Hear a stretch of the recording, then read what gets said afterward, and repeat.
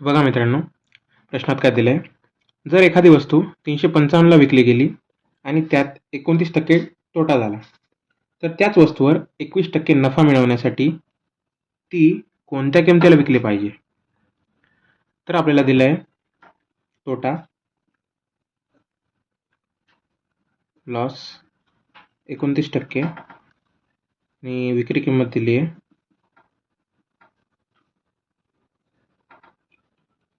355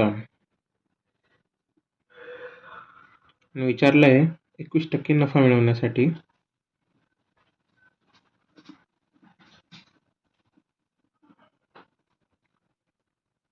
ती कितीला विकावं लागेल, म्हणजे पुन्हा विक्री किंमत.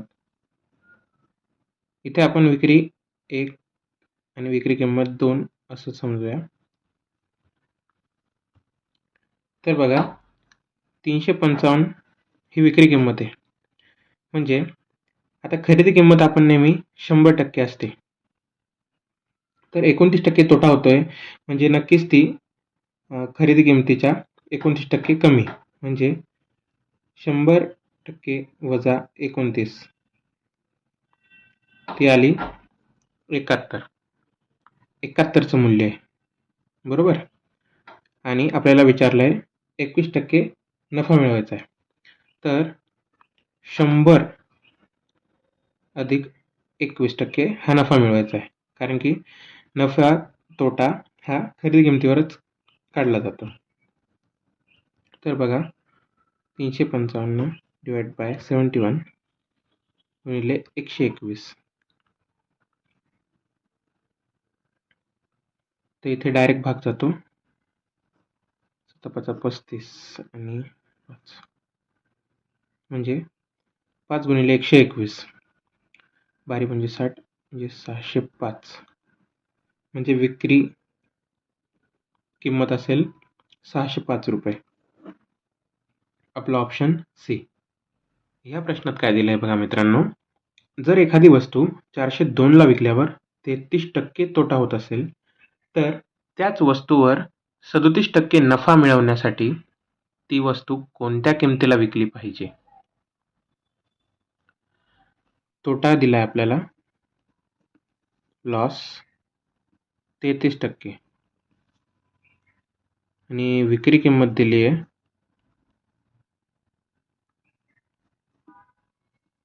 ती म्हणजे 402 रुपये.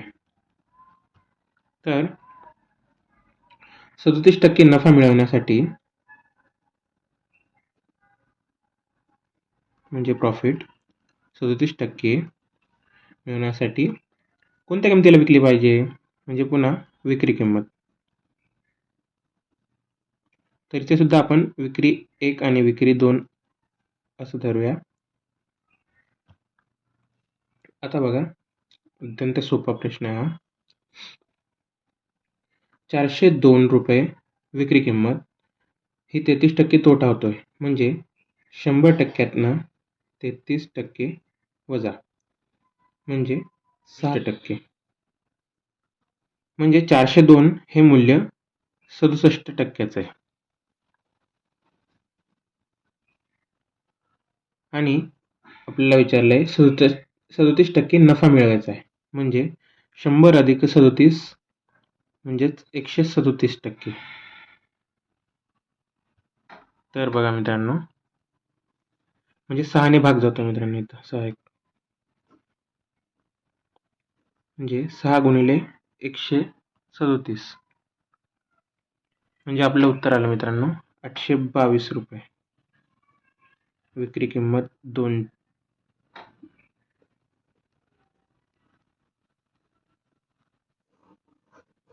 म्हणजे ऑप्शन नंबर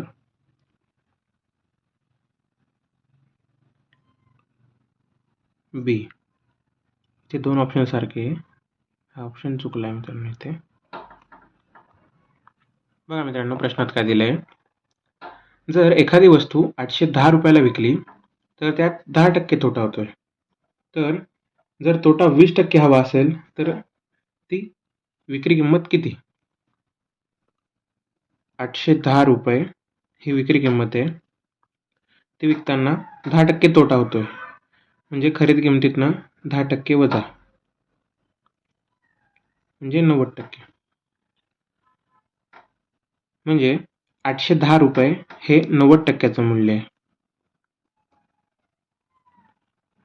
आणि आपल्याला 20% तोटा हवा असेल म्हणजे पुन्हा 100%तनं 20 वजा म्हणजे 80%. म्हणजे आपल्याला 80%चं मूल्य हवं आहे. 20% तोटा म्हणजेच 100 वजा 20 80. 80%चं मूल्य आपल्याला पाहिजे. तर इथे डायरेक्ट भाग जातो. 9 9 81, 9 गुणिले 80, तर 9 8 72. तर आपलं उत्तर आलं मित्रांनो 720. म्हणजे जर आपल्याला 20%चा तोटा हवा असेल तर आपल्याला तीच वस्तू 720 रुपयाला विकावी लागेल.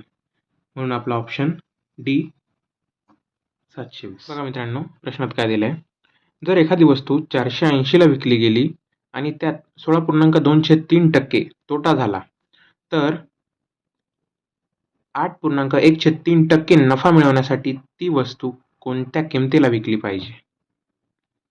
आता इथे मिक्स फ्रॅक्शन आहे मित्रांनो. तर सर्वात आधी आपल्याला मिक्स फ्रॅक्शनचं कन्व्हर्जन फ्रॅक्शनमध्ये करावं लागेल. तर बघा, तोटा म्हणजेच लॉस हा 16.2/3% आणि नफा दिला आहे आपल्याला तो म्हणजेच प्रॉफिट तो आहे 8.1/3%. आता यांचं मिक्स फ्रॅक्शनमधून फ्रॅक्शनमध्ये कन्व्हर्जन करताना सर्वात आधी डिनॉमिनेटर म्हणजेच छेदाने या संख्येला गुणून घ्यायचं. 16×43 अधिक हे वरचे न्यूमरेटर म्हणजेच अंश यांची बेरीज 48 अधिक 2 50 म्हणजे 50/3. आता हे टक्केवारीचं कन्व्हर्जन करताना त्याला गुणिले 1/100ने गुणायचं. त्याचप्रमाणे 8×3 = 24 अधिक 1 25/3 गुणिले 1/100. तर बघा आता क्रॉस मल्टिप्लिकेशन 2 म्हणजे आपलं उत्तर आलं, फ्रॅक्शन आलं 1.6 नाही 1/6 आणि याचं 25×100 म्हणजे 1/12.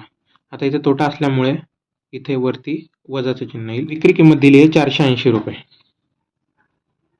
आता मित्रांनो, नेहमी छेद हा खरेदी किंमत दर्शवतो म्हणजे इथे 6 आणि इथे 12. पण आता एकच वस्तू आहे, त्याच वस्तूवर तोटा होतो आणि त्याच वस्तूवर नफा. त्यामुळे आपल्याला इथे 2 वेगवेगळे संख्या असून चालणार नाही. त्यामुळे आपल्याला त्याचा छेद समान करावा लागेल.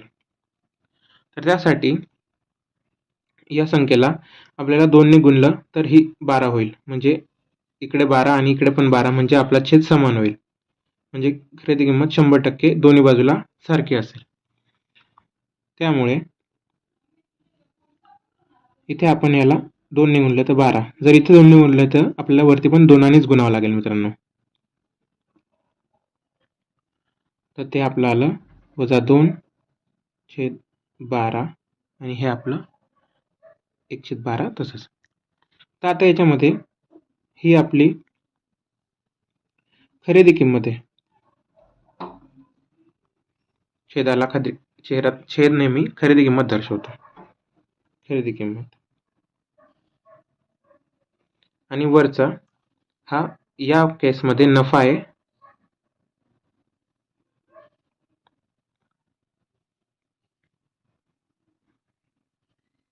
आणि हा इथे तोटा. इथे लिहून घेऊ आपण तोटा आणि हा नफा. 480 ही किंमत 12 वजा तोटा 2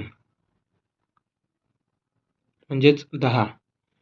म्हणजे 480 ही किंमत 10ची आहे. म्हणजे कसं आलं मित्रांनो, आपण खरेदी किंमत 100% घेतो आणि त्यामधनं तोटा वजा करतो. तर इथे तोटा वजा 2 आणि इथे खरेदी किंमत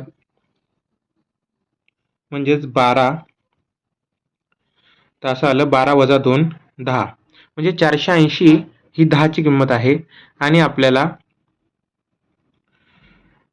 8.13% नफा म्हणजेच त्याची फ्रॅक्शन व्हॅल्यू 1/12 म्हणजे 12 या खरेदी किमतीमध्ये 1चा नफा म्हणजे 12 अधिक 1 13. 13ची आपल्याला व्हॅल्यू काढायची. तर 48 गुणिले 13. तर आपलं उत्तर येतं मित्रांनो 624. ती वस्तू 824 रुपयाला विकावी लागेल. त्यामुळे आपला ऑप्शन बी आहे. बघा मित्रांनो, पुढच्या प्रश्नात काय दिलंय. एखादी वस्तू 2200 रुपयाला विकली असता 10%चा नफा होतो आणि तीच वस्तू जर 2600ला विकली तर नफ्याची टक्केवारी किती असेल. म्हणजे जर 2200 रुपयाला एखादी वस्तू विकली तर 10% नफा, म्हणजे नफा हा खरेदी किमतीवर आधारित असतो. त्यामुळे 100 अधिक 10 म्हणजेच 110. 110%. 2200चं मूल्य हे 110%. तर 1 रुपया, त्यामुळेच 110% डिवाइड बाय हे 2200 इकडे आले, हे मिळालं आपल्याला 1 रुपयाचं मूल्य. त्याचप्रमाणे विचारलं आपल्याला तीच वस्तू 2600ला विकली तर, म्हणजेच ती 2600ला विकली तर बघा मित्रांनो, हे असंच खाली घेतलं आपण 110% डिवाइड बाय 2200 गुणिले, आता आपल्याला 2600ची काढायची त्यामुळे इकडे आपण 2600 घेतलं. तर इथे डायरेक्ट 1 2 20 आणि इकडे, म्हणजे आपलं इथे उत्तर येतं मित्रांनो 130%. आता हे आपलं फायनल उत्तर नाहीये. तर का, या 130%मध्ये 100% आणि 130% असे 2 भाग होतील. म्हणजे 100% ही खरेदी किंमत आणि 30% आपला निव्वळ नफा.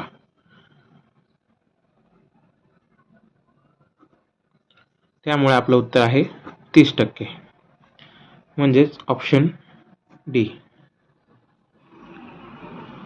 तर बघा मित्रांनो, प्रश्नात काय विचारलंय. एखादी वस्तू 2070ला विकली गेली तर त्यात 15% नफा झाला. तीच वस्तू 1890ला विकली तर नफा किंवा तोटा किती टक्के होईल हे विचारण्यात आलं आपल्याला. तर आता बघा, मागच्या उदाहरणात आपल्याला स्टेप्स माहिती असल्यामुळे आपण इथे डायरेक्ट घेऊया, म्हणजे आपला वेळ वाचू शकतोय परीक्षेमध्ये. म्हणजे 15% नफा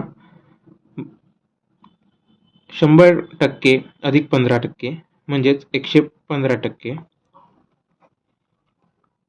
भागिले 2070 म्हणजे 115 हे 2070चं मूल्य आहे. आणि आपल्याला विचारलंय 1890ला विकली गेली तर नफा किंवा तोटा किती होईल, म्हणजे 1890साठी काढायचं आहे. इथे 0 0 कट इथे 9ने भाग जाऊ शकतो. 9 दुने 18, 9 एका 9, 9 दुने 18, उरले 2, पुढे 7, 27, 9 त्रिक 27. आता 23 ने 115ला भाग जातो मित्रांनो डायरेक्ट. 23 5 115. तर उरलं 5 गुणिले 21. 21 5 105. 105%. पण आता हे मित्रांनो फायनल उत्तर नाही आहे, कारण की यामध्ये दोन गोष्टी आहेत. एक 100% आणि 5%. 100% म्हणजे आपली नेहमीप्रमाणे खरेदी किंमत असते आणि वरचे 5% हा आपला निव्वळ नफा आहे. त्यामुळे आपलं उत्तर आहे 5% नफा. Option C. मित्रांनो, हा कंटेंट आपल्याला आवडल्यास नक्कीच चॅनलला सबस्क्राईब करा, शेअर करा आणि लाईक करा आणि काय सजेशन किंवा डाऊट असतील तर कमेंट करा. तर पुढचा प्रश्न बघू मित्रांनो. विपिनने एक खेळ खेळण्याची वस्तू 1200 रुपयाला विकत घेतली आणि 200 रुपये तिच्या दुरुस्तीवर खर्च केला आणि त्याने ती वस्तू 1680ला विकली, तर त्याला किती टक्के नफा झाला? म्हणजेच खरेदी 1200 रुपयाला सुरुवातीला खरेदी केली, त्यानंतर 200 रुपये खर्च केला, म्हणजे हा पण त्यात ॲड झाला, म्हणजे एकूण खरेदी किंमत झाली 1400. आणि आता त्याला विकायची ती गोष्ट, तर विक्री त्याने केली 1680 रुपयाला. तर बघा मित्रांनो, 1400ला खरेदी करून 1680ला विकली, म्हणजे निश्चितच त्याला नफा झाला आहे. आता नफा किती झाला आहे, तर 1680 वजा 1400 म्हणजेच 280चा त्याला नफा झाला आहे. तर आपल्याला नफ्याची टक्केवारी काढायची, तर प्रॉफिट पर्सेंटेजमध्ये बरोबर 280 प्रॉफिट झाला आहे. आता प्रॉफिट किंवा लॉस आपण नेहमी खरेदी किमतीवर काढतो, त्यामुळे खरेदी किंमत आहे आपली 1400 आणि टक्केवारी काढायची आहे, म्हणजे अर्थातच 100%ने गुणायचं आहे. तर बघा मित्रांनो, हे 2 शून्य कट झाले.